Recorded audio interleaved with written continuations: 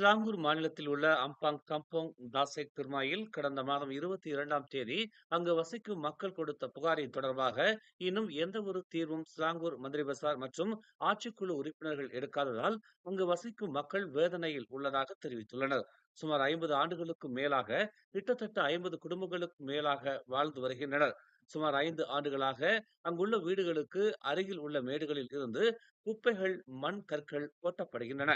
இந்த குப்பைகளில் இருந்து துர்நாற்றம் வீசுவதாக பல முறை சம்பந்தப்பட்ட இலாக்காவிடம் புகார் கொடுத்தும் இதுவரை எந்த ஒரு நடவடிக்கையும் எடுக்காமல் இருப்பதாக அவர்கள் தெரிவித்துள்ளனர். ஸ்லாங்கூர் மந்திரி பசாரிடம் மகஜர் வழங்கி உள்ளதாகவும், ஆனால் அதற்கும் எந்த ஒரு நடவடிக்கையும் எடுக்கவில்லை என்றும் அவர்கள் வருத்தத்துடன் தெரிவித்துள்ளனர்.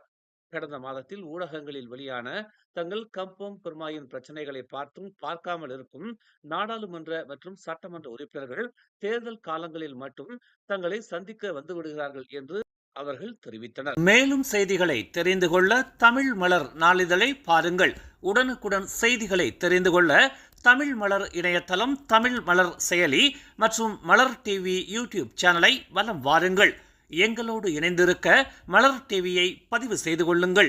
உறவுகள் மகிழ்ந்திட விருப்பம் மற்றும் பகிர்வு சேவையை சொடுக்கிடுங்கள்.